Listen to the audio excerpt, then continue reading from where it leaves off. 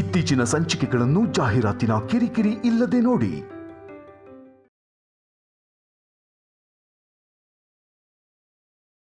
ಸಂಪದ ತಿಂದೆ ಹೊರಟೋದ್ಲು ಅಂತನಾ?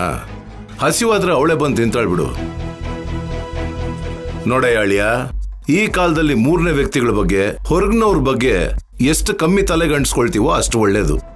ಕೇವಲ ಒಂದು ಫ್ರೆಂಡ್ಗಾಗಿ ನೀನು ಇಷ್ಟೊಂದು ಒದ್ದಾಡೋದು ನನಗ್ಯಾಕೋ ಕರೆಕ್ಟ್ ಅಲ್ಲ ಅನಿಸ್ತಿದೆ. ನಮಗ್ ಹೇಳ್ದ ಹಾಗೆ ಆ ಹುಡುಗಿ ಫ್ರೆಂಡ್ ಅಲ್ಲ ಅನ್ಸುತ್ತೆ.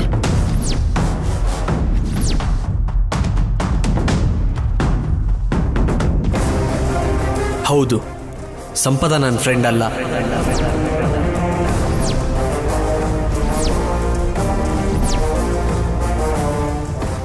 ಮತ್ತೇನು ಬಾವಾ? ಅದಕ್ಕಿಂತ ಜಾಸ್ತಿ. ಅಂದ್ರೆ ಇನ್ನೂ ಅರ್ಥ ಆಗ್ಲಿಲ್ವಾ ಲಕ್ಷ್ಮಿ? ಪ್ರೀತಿಸ್ತಿರೋ ಹುಡುಗಿ ಅಂತಿದ್ದಾನೆ.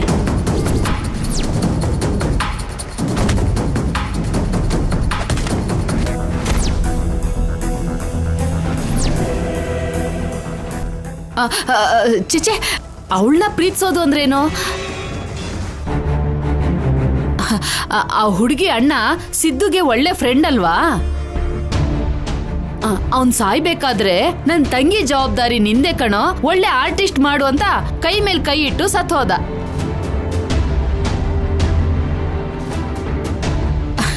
ಅದಕ್ಕೆ ಇವನ್ ಇಷ್ಟೊಂದು ಬೇಜಾರಾಗಿದ್ದಾನೆ. ಕ್ಷಮ್ಸಪ್ಪ ಅಳಿಯ, ರಾಜಮ್ಮ ಏನೋ ಗೊತ್ತಿಲ್ಲದೆ ಹಾಗೆ ಮಾತಾಡ್ಬಿಟ್ಲು. ಪರವಾಗಿಲ್ಲ ಮಾವ, ಅಪಾಸ ಮಾಡ್ಕೊಂಡಿದ್ದು ಅತ್ತೇನೇ ಅಲ್ವಾ? ಸರಿ ಬಾವಾ, ಆ ನೋವನ್ನ ಮನ್ಸಲ್ಲಿ ಇಟ್ಕೊಳ್ದೆ ಹೊಟ್ಟೆ ತುಂಬಾ ಊಟ ಮಾಡು.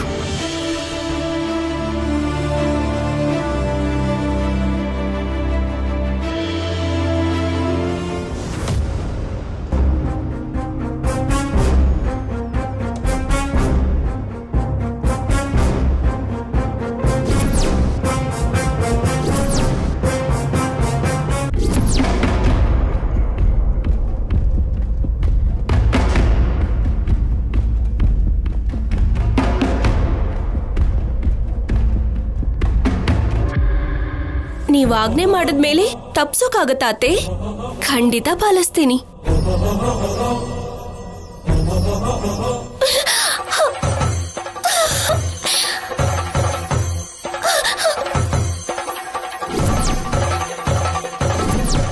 ನನಗ್ ಬೇಕು ಅಂತ ಪ್ರತಿ ಸಲ ತೊಂದರೆ ಕೊಡ್ತಾನೆ ಇದೆಯಾ ಕಲ್ಯಾಣಿ? ಕಾಫಿಲಿ ಖಾರ ಹಾಕ್ದಾಗ್ಲೇ ನಿನ್ ಕುದ್ಕೆ ಹಿಡಿದು ಮನೆಯಿಂದ ಆಚೆ ಹಾಕಿದ್ರೆ ನನ್ ಧ್ವನಿ ಹೋಗ್ತಾ ಇರ್ಲಿಲ್ಲ, ನಿನಗೆ ಪ್ರಸ್ಥಾನೂ ನಡೀತಾ ಇರ್ಲಿಲ್ಲ. ಯಾವ್ದಾದ್ರೂ ಒಂದು ರೀತಿಲಿ ನಿನ್ನ ಸಿಕ್ಕ ಹಾಕಿಸ್ಬೇಕು, ಶೌರ್ಯ ನಿನ್ನ ಅಸಹ್ಯ ಪಡೋ ಹಾಗೆ ಮಾಡ್ಬೇಕು ಅಂತ ಪ್ರಯತ್ನ ಮಾಡೋ ಪ್ರತಿ ಸಲನೂ ನೀನೇ ಗೆಲ್ತಾ ಇದ್ಯಾ.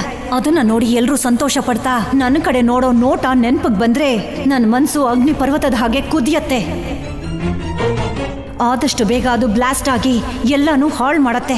ಆ ಸೇಟು ಬಂದು ಮಾಡಿದ್ದೆಲ್ಲ ನೀನೇ ಅಂತಾನೆ. ಶೌರ್ಯನೇ ನಿನ್ನ ಮನೆಯಿಂದ ಆಚೆ ಹಾಕೋ ಹಾಗೆ ಮಾಡೋಣ ಅಂತ ಅನ್ಕೊಂಡ್ರೆ ಆ ಸೇಟು ನೀನಲ್ಲ ಅಂತ ಹೇಳಿ ನನ್ನ ಪ್ಲಾನ್ ಎಲ್ಲ ಉಲ್ಟಾ ಆಗೋಯ್ತು. ನಿನ್ನ ಮೇಲೆ ಇದ್ದಿದ್ದ ಪ್ರೀತಿ ನನ್ನ ಮಗನ್ಗೆ ಇನ್ನೂ ಜಾಸ್ತಿ ಆಯ್ತು. ನಿನ್ನ ಮೊಸಳೆ ಕಣ್ಣೀರಿಂದ ನನ್ನ ಮಗನ್ ತಲೆ ಕೆಡೋ ಹಾಗೆ ಮಾಡಿ ನಿನ್ ಸೆರ್ಗಿಗೆ ಗಂಟು ಹಾಕೊಂಡಿದ್ಯಾ. ಜೊತೆಗೆ ಆ ಅನುಪಮ ಯಾವತ್ತೂ ಇಲ್ದೇ ಇರೋ ಸಂತೋಷದಿಂದ ಓಡಾಡ್ತಾ ಇದ್ದಾಳೆ. ಶೌರ್ಯ ಮತ್ತೆ ಆ ಅನುಪಮನ ಅಮ್ಮ ಅಂತ ಕರೀತಿದ್ದಾನೆ. ಹೀಗೆ ನಡೀತಾ ಇದ್ರೆ ಮುಂದೆ ಒಂದು ದಿನ ಶೌರ್ಯ ಮನೆ ಮಧ್ಯದಲ್ಲಿರೋಂಥ ಗೋಡೆನ ಕೆಡಬಿಡ್ತಾನೆ. ಅದು ನಡಿಬಾರ್ದು. ಅದು ನಡೆಯೋ ಹೊತ್ತಿಗೆ ಅವನು ಮನ್ಸನ್ನ ಬದಲಾಯಿಸ್ಬೇಕು. ಅದಕ್ಕೆ ಯಾರೋ ಒಬ್ಬರನ್ನ ಹಾವಾಗಿ ಉಪಯೋಗಿಸ್ಕೋಬೇಕು. ನಾನೊಬ್ಳೆ ಏನಾದ್ರೂ ಮಾಡಕ್ ಹೋದ್ರೆ, ಏನಾದ್ರೂ ಹೆಚ್ಚು ಕಮ್ಮಿ ಆದ್ರೆ ಎಲ್ರು ನನ್ನ ಕಡೆ ಬೆರಳು ಮಾಡಿ ತೋರಿಸ್ತಾರೆ. ಆದ್ರೆ ಜೊತೆಗೆ ಯಾರಾದ್ರೂ ಇದ್ರೆ ಎಲ್ಲಾನು ಅವ್ರ ಮೇಲೆ ಹಾಕ್ಬೋದು.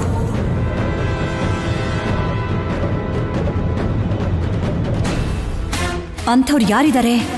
ಹಾ, ಪಲ್ಲವಿ. ಪಲ್ಲವಿ ಒಬ್ಳೆ ನನಗೆ ಸ್ವಲ್ಪ ಹತ್ರವಾಗಿ ಯೋಚಿಸೋದು.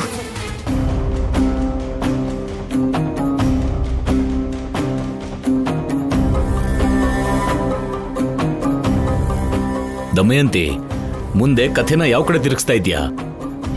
ಕಲ್ಯಾಣಿನ ಟಾರ್ಚರ್ ಮಾಡೋದ್ರ ಕಡೆಗ, ಇಲ್ಲ ಶೌರ್ಯ ಕಲ್ಯಾಣಿನ ಬೇರೆ ಮಾಡೋದ್ರ ಕಡೆಗ? ಇಲ್ಲ ಅಂದ್ರೆ ಯಾರು ಅನ್ಕೊಳ್ಳದಿರೋ ರೀತಿಯಲ್ಲಿ ನಿನ್ ಮೇಲೆ ಅನುಮಾನ ಬರ್ದಿರೋ ಹಾಗೆ ಏನಾದ್ರೂ ಪ್ಲಾನ್ ಮಾಡ್ತಾ ಇದ್ಯಾ? ತಿನ್ನೋದಕ್ಕೆ ರುಚಿ ಯಾಕೆ? ನಿಜನೇ ಬಿಡು, ಆದ್ರೂ ಸೀರಿಯಲ್ ಕಥೆಯಲ್ಲಿ ಅಲ್ಟಿಮೇಟ್ ಆಗಿ ಹೀರೋ ಅಂತಾನೆ ಗೆಲ್ಲೋದು. ಅಂದ್ರೆ ನನ್ನ ವಿಲನ್ ಅಂತಿದ್ದೀರಾ? ಅನ್ನೋದೇನು ವಿಷಯ ಅದೇ ಅಲ್ವಾ? ಹಾಗೆ ಅನ್ಕೊಳ್ಳಿ. ಯಾರು ಏನೇ ಅಂದ್ಕೊಂಡ್ರು ನಾನೇನು ಅನ್ನೋದು ನನಗೆ ಚೆನ್ನಾಗಿ ಗೊತ್ತು. ಈ ಸಲ ನಾನು ಕೊಡೋ ಏಟಿಗೆ ನಿಮ್ಮ ಸೋದ್ರು ಸೊಸೆ ಮತ್ತೆ ಅವಳು ಫ್ಯಾನ್ಸು, ಅದೇ ನಮ್ಮಮ್ಮನ ಬ್ಯಾಚು, ಅಯ್ಯೋ ಕಲ್ಯಾಣಿ ಜೀವನ ಹೀಗಾಗೋಯ್ತಲ್ಲ ಅಂತ ಕಣ್ಣೀರ್ ಹಾಕ್ಬೇಕಾಗತ್ತೆ. ನಿನಗೆ ನರಕ ಗ್ಯಾರಂಟಿ.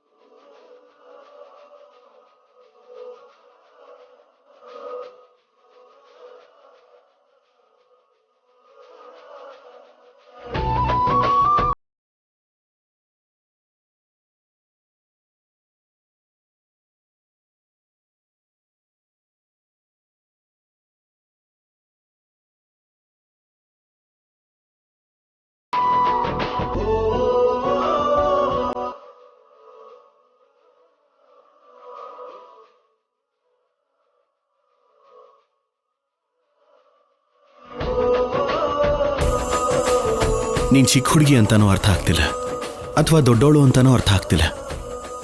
ಆದ್ರೆ ನಿನ್ ಚೇಷ್ಟೆ, ನಿನ್ ಪ್ರೀತಿ, ನಿನ್ ಸ್ವಚ್ಛವಾದ ಮನಸ್ಸನ್ನು ನೋಡ್ತಿದ್ರೆ ಪ್ರೀತಿ ಜಾಸ್ತಿ ಆಗ್ತಿದೆ ಗೊತ್ತಾ.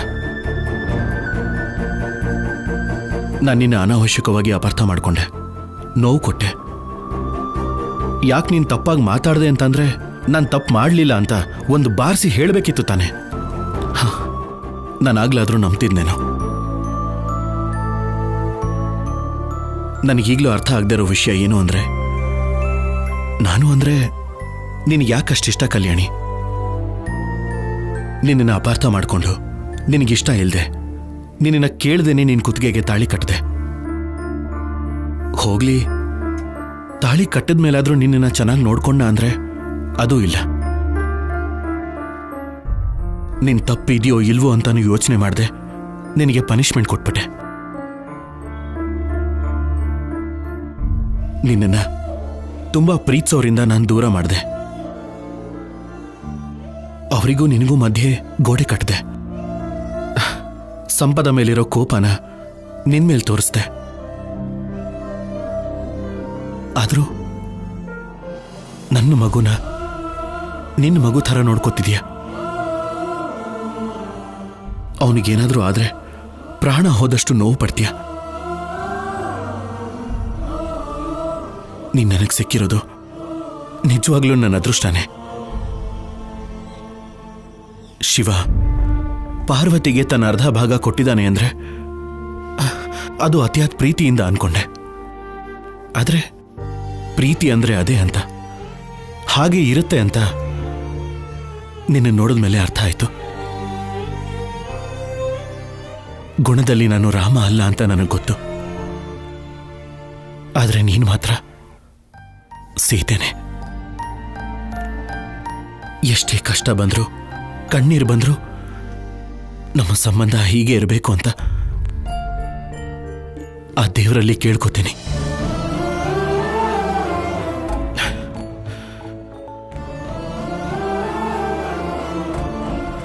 I love you Kalyani, I love you.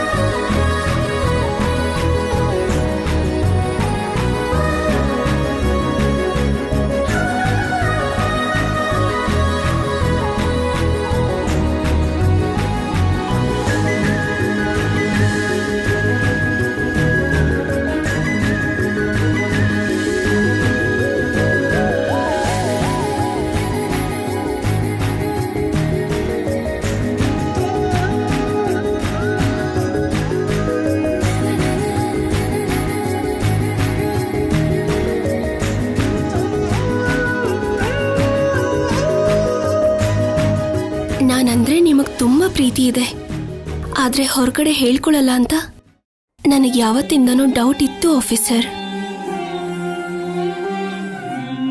ಇವತ್ತು ನೀವು ನನಗೆ ಪ್ರೀತಿಯಿಂದ ತಿನ್ನಿಸ್ದಾಗ ಅದೇ ನಿಜ ಅಂತ ಅರ್ಥ ಆಯ್ತು. ಅನುಪಮಮ್ಮ ಹೇಳ್ದಂಗೆ ತಮ್ಗೆ ಸುಮ್ನೆ ಕೋಪ ಬಂದ್ಬಿಡುತ್ತೆ. ಇಲ್ಲ, ನಿಮ್ ಮೂಗಿನ ಮೇಲೆ ಇರುತ್ತೆ ಕೋಪ. ನನಗೆ ಊಟ ಮಾಡಿಸಿ ಸುಸ್ತಾಗಿ ಹಾಗೆ ನಿದ್ದೆ ಮಾಡಿದ್ದೀರಾ? ಅಟ್ಲೀಸ್ಟ್ ಯೂನಿಫಾರ್ಮ್ ಕೂಡ ತೆಗ್ದಿಲ್ಲ. ಬ್ಯಾಡ್ ಬಾಯ್. ಅಲ್ಲ, ಬ್ಯಾಡ್ ಆಫೀಸರ್.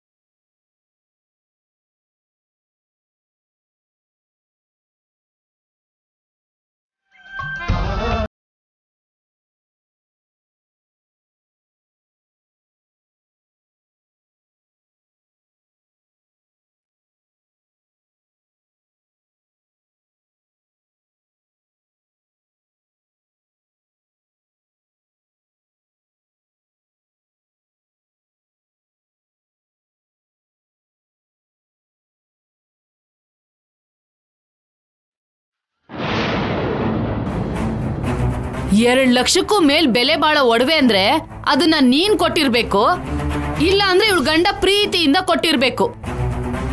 ಇಲ್ಲ ಅಂದ್ರೆ ಇನ್ಯಾರಾದ್ರೂ.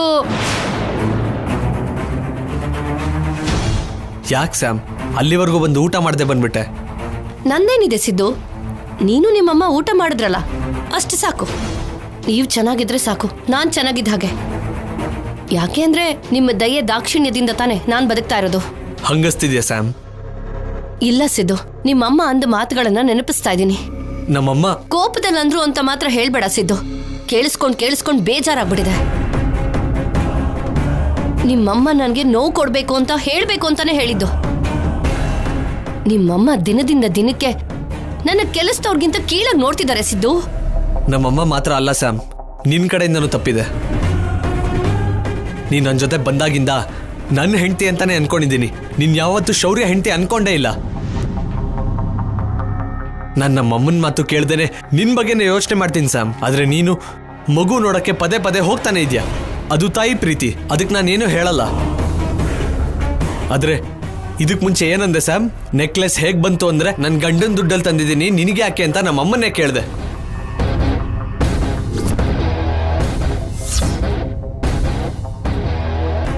ಆ ಕ್ಷಣ ನಿನ್ ಬಾಯಲ್ಲಿ ಶೌರ್ಯನೇ ನನ್ ಗಂಡ ಅಂತ ಕೇಳಿದಾಗ ನನಗೆ ಮನ್ಸಿಗೆ ತುಂಬಾ ಬೇಜಾರಾಯ್ತು. ಅಂತದ್ರಲ್ಲಿ ನಮ್ಮಮ್ಮಂಗೆ ಬೇಜಾರಾಗಲ್ವಾ? ನನ್ ಮಗ ಹುಚ್ಚಿನ ತರ ಆ ಹುಡುಗಿನ ಲವ್ ಮಾಡ್ತಾ ಇದ್ದಾನೆ. ಆ ಹುಡುಗಿ ಇನ್ನ ಶೌರ್ಯನೇ ಗಂಡ ಅಂತ ಅನ್ಕೋತಿದ್ದಾಳೆ ಅನ್ಕೊಳಲ್ವಾ? ಅವಳು ಮನ್ಸಿಗೆ ಬೇಜಾರಾಗಲ್ವಾ ಸ್ಯಾಮ್? ಒಂದ್ಸರಿ ಯೋಚನೆ ಮಾಡು. ಆ ಕೋಪದಲ್ಲಿ ನಿಂಗೊಂದು ಮಾತಂದ್ಲು, ಆದ್ರೂ ಕಲ್ಯಾಣಿ ಹೆಸರಲ್ಲಿ ನಿನ್ ನೆಕ್ಲೆಸ್ ಯಾಕೆ ತಂದೆ ಸ್ಯಾಮ್? ಯಾಕೆ ಅಂದ್ರೆ ಅವಳಿಂದ ನಾವು ತುಂಬಾ ನಷ್ಟ ಅನುಭವಿಸಿದೀವಿ. ಅದಕ್ಕೆ ಇವತ್ತು ನಾವು ಹೀಗಿರೋದಕ್ಕೆ ಕಾರಣ ಆ ಕಲ್ಯಾಣಿನೇ. ಶೌರ್ಯನ್ನ ಬೇಕು ಅಂತಾನೆ ನಮ್ಮ ಮೇಲೆ ಎತ್ಕಟ್ತಾ ಇದ್ದಾಳೆ. ಅದಕ್ಕೆ ಅವಳ ಮೇಲಿನ ಕೋಪದಲ್ಲಿ ಹೀಗ್ ಮಾಡ್ದೆ. ಶೌರ್ಯಗೂ ಕಲ್ಯಾಣಿಗೂ ಮಧ್ಯೆ ಮನಸ್ತಾಪ ಬರ್ಬೇಕು, ಇಬ್ರು ದೂರ ಆಗ್ಬೇಕು. ಹಾಗ್ ಮಾಡಿದ್ರೆ ದೂರ ಆಗ್ಬಿಡ್ತಾರ ಸ್ಯಾಮ್? ಮರ್ಯಾದೆ ಹೋದ್ರೆ ದಮಯಂತಿ ಅತ್ತೆ ಶೌರ್ಯ ಸಹಿಸ್ಕೊಳ್ಳೋದಿಲ್ಲ. ಕಲ್ಯಾಣಿಗೆ ನರ್ಕ ತೋರಿಸ್ತಾಳೆ. ಆದ್ರೆ ಶೌರ್ಯ ಕಲ್ಯಾಣಿ ಹತ್ರ ಆದ್ರಲ್ವಾ, ಪ್ರಸ್ತ ಕೂಡ ಆಗೋಯ್ತಲ್ವಾ? ಅಂದ್ರೆ ಈಗ ಕಲ್ಯಾಣಿ ಹಾಗೆ ಮಾಡ್ತಾಳೆ ಅಂದ್ರೆ ನಂಬ್ತಾನ? ಪ್ರಸ್ತ ನಡೆದಿದೆ ಅಂದ್ರೆ ನಾನಂತೂ ನಂಬಲ್ಲ. ಶೌರ್ಯ ಅಷ್ಟು ಸುಲಭವಾಗಿ ನನ್ನ ಮರ್ತ್ ಹೋಗಲ್ಲ. ಒಂದು ಸಲ ಪ್ರೀತಿಸಿದ್ರೆ ಅಷ್ಟು ಸುಲಭವಾಗಿ ಮರ್ತ್ ಹೋಗಲ್ಲ. ಮೇಲ್ಗಡೆ ಮಾತ್ರ ಕೋಪದಲ್ಲಿರ್ತಾನೆ. ಅದಕ್ಕೆ ಅವರು ತುಂಬಾ ಹತ್ರ ಆಗೋದ್ರೊಳಗೆ ದೂರ ಮಾಡ್ಬೇಕು ಅಂತ ನೋಡ್ತಿದ್ದೀನಿ. ನಾವ್ ಎಷ್ಟು ನೋವು ಅನುಭವಿಸ್ತಿದೀವೋ ಅವಳು ಕೂಡ ಅಷ್ಟೇ ಅನುಭವಿಸ್ಬೇಕು.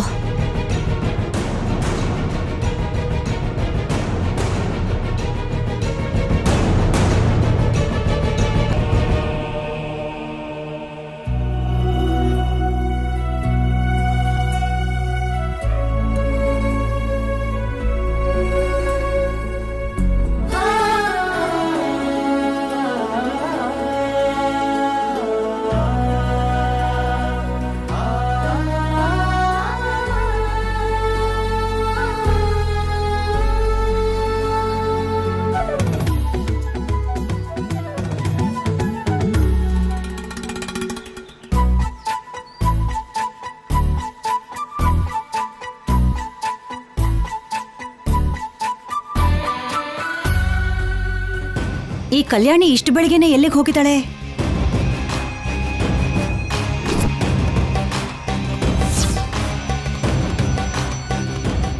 ನಿನ್ನೆ ರಾತ್ರಿ ಶೌರ್ಯ ಇವಳ ಮೇಲೆ ಕರುಣೆ ತೋರಿಸಿ ತಿನ್ಸಿದ್ದನ್ನ ಜಾಸ್ತಿ ಆಗೋಗಿದೆ ಅನ್ಸತ್ತೆ. ನಿನ್ನೆ ಇಡೀ ದಿನ ಉಪವಾಸ ಇದ್ರು ಸುಸ್ತೆಲ್ಲ ಹೋಗಿ ಬೆಳಿಗ್ಗೆನೆ ರಂಗೋಲಿ ಹಾಕೋಕ್ ಹೋಗಿದ್ದಾಳೆ. ಇವಳನ್ ಮತ್ತೆ ಹೀಗೆ ನೋಡ್ತಾ ಇದ್ರೆ ನನ್ನ ಮೈಯೆಲ್ಲ ಉರಿಯತ್ತೆ. ಇವಳು ಮುಖ ನೋಡ್ತಾ ಇದ್ರೆ ಇವಳು ಕುತ್ತಿಗೆ ಹಿಡಿದು ಮನೆಯಿಂದ ಆಚೆ ಹಾಕ್ಬೇಕು ಅನ್ನಿಸ್ತಾ ಇದೆ.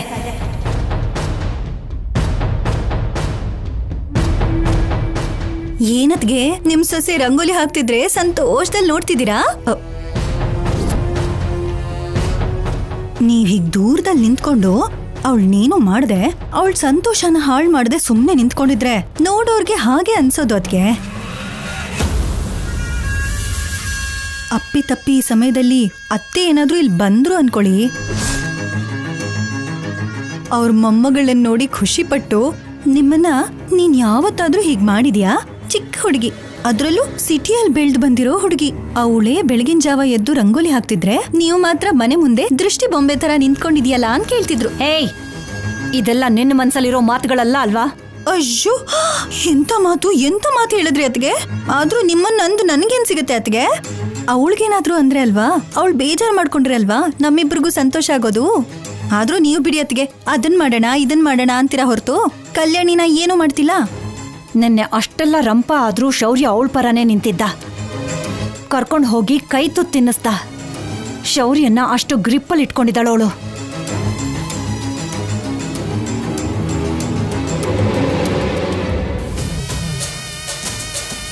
ಕಾರಣ ಇಲ್ದೆ ನಾವೇನಾದ್ರೂ ಹೇಳಿದ್ರೆ ಕಣ್ಣೀರ್ ಹಾಕೊಂಡು ಶೌರ್ಯನ್ಗೆ ಹೋಗಿ ಹೇಳ್ತಾಳೆ. ಅವನು ಬಂದು ನನಗೇನಾದ್ರೂ ಅಂದ್ರೆ ಅವಳು ಮುಂದೆ ನಾನು ಇನ್ನೂ ಚಿಕ್ಕೋಳಾಗಿ ಹೋಗ್ತೀನಿ. ನೋಡಿದ್ರ ಅತ್ಗೆ, ಕಾಳಿ ಆಗಿರೋ ನಿಮ್ಮನ್ನೇ ಅವಳ ತಂಟೆಗೆ ಬಂದ್ರೆ ಭಯ ಪಡೋ ಹಾಗೆ ಮಾಡಿಟ್ಟಿದ್ದಾಳೆ. ಏನ್ ನೀನ್ ಹೇಳ್ತಾ ಇರೋದು? ನಾನು ಭಯ ಪಡೋದು ಅಂದ್ರೆ ಏನು? ಮತ್ ಹಾಗೆ ಅನ್ಸೋದು ಅತ್ಗೆ. ನಾವು ಅವಕಾಶ ಸಿಗತ್ತೆ ಅಂತ ಕಾಯ್ಬಾರ್ದು, ಅವಕಾಶನ ನಾವೇ ಕ್ರಿಯೇಟ್ ಮಾಡ್ಬೇಕು. ಅದೇನೋ ಕೊನೆಗೆ ನಾನ್ ಕೂಡ ನಿಮಗ್ ಹೇಳೋ ತರ ಆಗಿದೆ. ನೀನು ಕರುಣೆ ತೋರಿಸೋ ಅಗತ್ಯ ಇಲ್ಲ. ನಿನ್ ಹತ್ರ ಏನಾದ್ರೂ ಐಡಿಯಾ ಇದ್ರೆ ಹೇಳು. ಅತ್ಗೆ, ನೀವು ಮೆತ್ತಗ ಅವಳ ಹತ್ರ ಹೋಗಿ ರಂಗೋಲಿ ಕಾಣಿಸಿಲ್ಲ ಅನ್ನೋ ಹಾಗೆ ಕಾಲಿಂದ ಒದ್ಬಿಡಿ. ಅವಾಗ ಕೋಪದಿಂದ ಕಲ್ಯಾಣಿ ನಿಮ್ಗೇನೋ ಒಂದಂತಾಳೆ. ಅವಾಗ ನೀವು ಮುಖ ಮೂತಿ ನೋಡ್ದೆ ಹೊಡೆದು ಬಿಡಿ. ಮತ್ತೆ ಸುಸ್ತಾಗಿ ಅವಳು ಎದೇಳೋಕಾಗ್ದಿರೋ ಹೋಗಿ ಮಂಚ ಹಿಡಿತಾಳೆ. ನಡೆದಿದ್ದು ಹೇಳಿದ್ರೆ ಶೌರ್ಯ ಕೂಡ ಅವಳಿಗೆ ಸಹಾಯ ಮಾಡಲ್ಲ.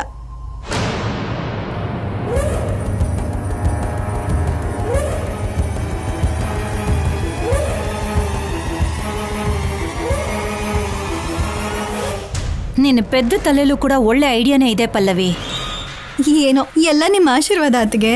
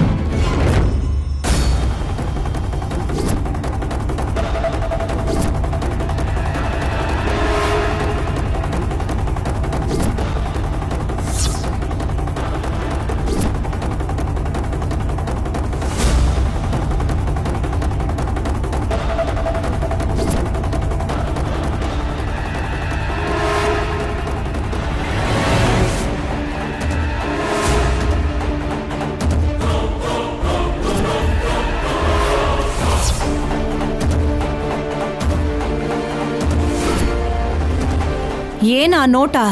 ಹೊಡಿಯೋ ತರ ನೋಡ್ತಿದ್ಯಾ? ಹೊಡಿತ್ಯಾ?